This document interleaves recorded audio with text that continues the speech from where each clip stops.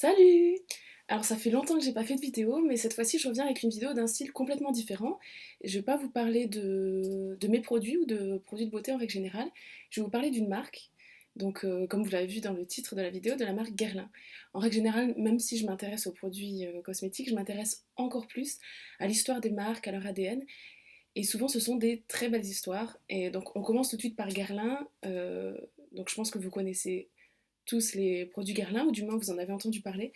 Mais l'histoire de la maison est aussi une très très belle histoire. Donc voilà, j'ai décidé de la partager avec vous aujourd'hui. Donc comme toute histoire, celle de la maison Guerlain commence par celle d'une personne. Donc dans le cas de Guerlain, c'est l'histoire de Pierre-François Pascal Guerlain, donc qui est né à Abbeville en Normandie. C'est le fils d'un marchand d'épices. Donc Pierre-François Pascal grandit entouré d'odeurs. À 19 ans, il devient commis marchand d'un fabricant de parfums. Donc encore cette histoire d'odeur. Et il part ensuite étudier en Angleterre, où il fait des études de médecin chimiste. Et l'Angleterre, à cette époque-là, l'endroit du monde, l'endroit d'Europe, où on forme les parfumeurs les plus talentueux. Et donc c'est le lieu d'où sortent les plus belles créations de parfumerie. Pendant ses études, il apprend le goût du travail bien fait et de la qualité. Et en 1828, il rentre à Paris où il décide d'ouvrir une boutique. Donc il ouvre au 42 rue de Rivoli. Et là, il exprime déjà son goût pour le prestige, parce qu'en fait, le 42 rue de Rivoli, c'était l'adresse du fameux prestigieux hôtel Meurice. Donc il s'installe au rez-de-chaussée de cet hôtel. Sur l'enseigne de sa boutique, il écrit parfumeur vinaigrier, parce qu'à l'époque, les femmes se parfumaient encore beaucoup avec du vinaigre de toilette. Donc dans sa boutique, il vend donc du vinaigre de toilette, comme je vous disais, des parfums, des savons, du soin et du maquillage. Donc tous ces produits sont soit importés d'Angleterre, soit fabriqués dans sa propre usine qu'il installe place de l'Étoile, entre la place de l'Étoile et l'avenue Kléber, qui à l'époque était un endroit très calme de Paris, contrairement à aujourd'hui. Les fragrances qu'il crée dans cette usine, donc, sont des hommages souvent à sa jeunesse ou à l'Angleterre, notamment au roi d'Angleterre. Sa spécificité, c'est la personnalisation à l'extrême de ses créations. Il peut créer un parfum pour une seule femme, même un parfum pour une seule soirée, et il adore mélanger les arômes, les senteurs à une certaine ambiance ou à une certaine personnalité. Pour créer toujours de nouveaux parfums et de nouvelles émotions, il est constamment à la recherche de nouvelles senteurs, donc il voyage beaucoup, et une de ses autres spécificités, c'est qu'il associe souvent des odeurs, il utilise des odeurs qui de base n'ont rien d'attrayant pour les mélanger entre elles et créer un parfum finalement très agréable. En 1842, il s'installe au 15 rue de la Paix et il fait figure de pionnier dans ce secteur puisqu'à l'époque évidemment la rue de la Paix n'avait pas la réputation très luxueuse qu'elle a aujourd'hui. Donc c'était le premier à s'installer dans cette rue. Donc il multiplie les créations et les clients affluent de France mais aussi de l'étranger. Et les grands des cours d'Europe commencent à venir acheter beaucoup de ses produits dans cette boutique. Pour ce qui est des produits de soins, il est très novateur puisqu'il vend des produits qui sont censés améliorer l'élasticité de la peau, mais aussi protéger la peau contre les rayons néfastes du soleil et également adoucir la peau.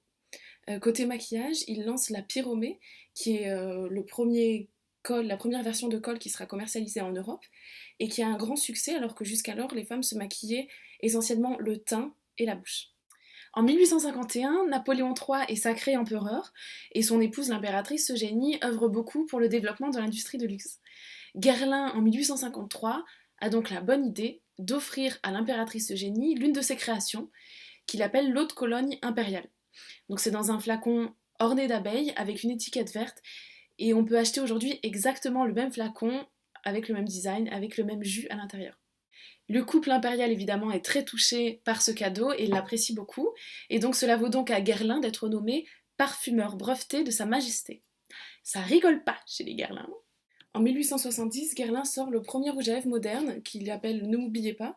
Donc c'est un rouge à lèvres présenté dans un étui avec une poussette et rechargeable. Donc c'est une invention technique exceptionnelle pour l'époque, c'était du jamais vu. Et ce rouge à lèvres a encore lui aussi un grand succès. À la fin du XIXe siècle, Guerlain est le parfumeur officiel de toutes les cours d'Europe.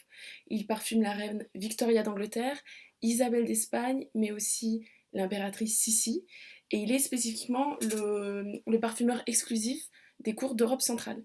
Et donc à cette époque-là, il est apprécié de tous, il jouit d'une très grande réputation, et Guerlain symbolise le raffinement et l'élégance française.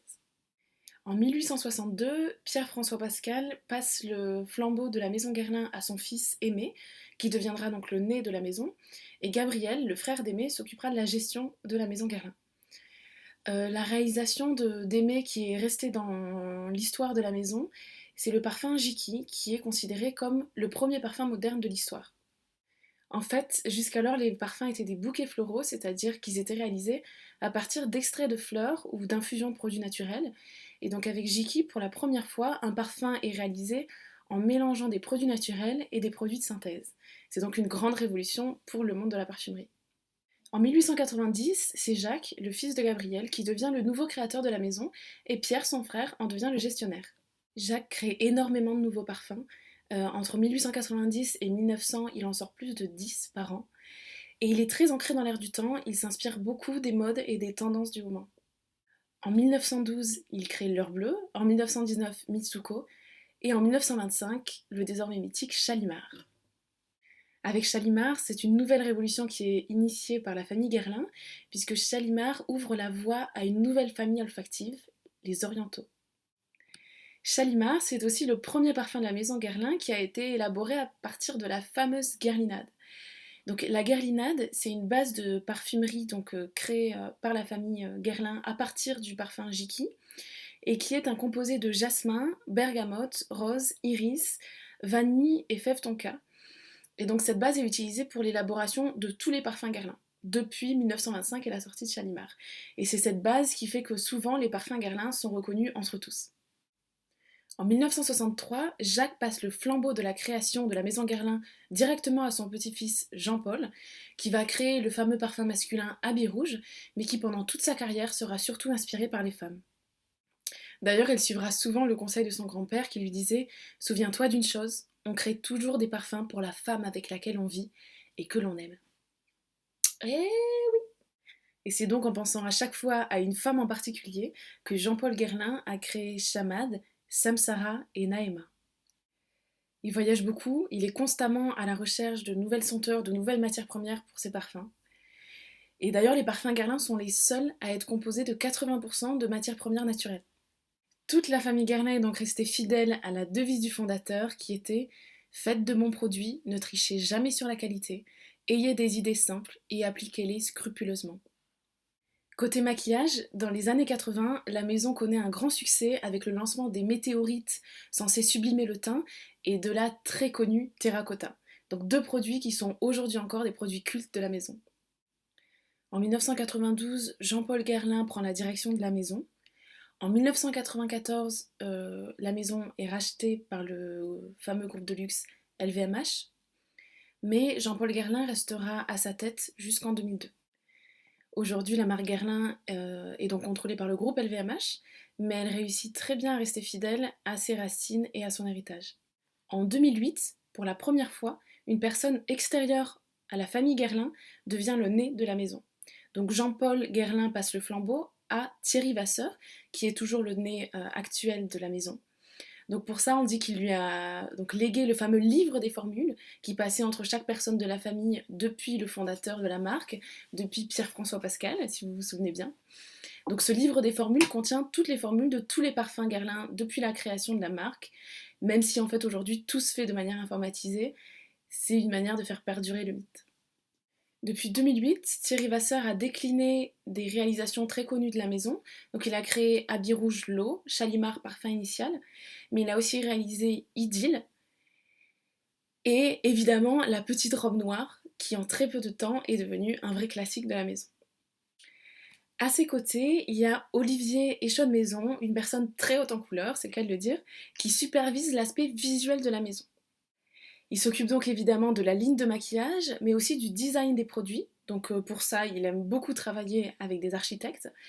Et il donne aussi son avis sur les photos, le choix des réalisateurs. Bref, il couvre tout l'aspect visuel de la maison. Donc voilà pour l'histoire de la marque Guerlain. J'espère que ça vous aura plu. Je trouve que c'est important d'en connaître plus sur ces marques qui nous entourent, qui font partie de notre patrimoine, d'autant plus quand on est intéressé par les produits de beauté, le parfum, quand on est sensible à cet univers-là.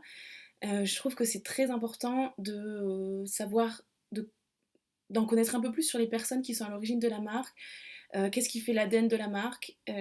Voilà, ça permet bien sûr d'enrichir sa culture personnelle, mais aussi d'apprécier encore davantage les produits qu'on utilise ou tout simplement qui nous font rêver. À part ça, je vous souhaite une très bonne année 2014 à tous et je vous dis à bientôt pour une nouvelle vidéo, si vous me suivez toujours.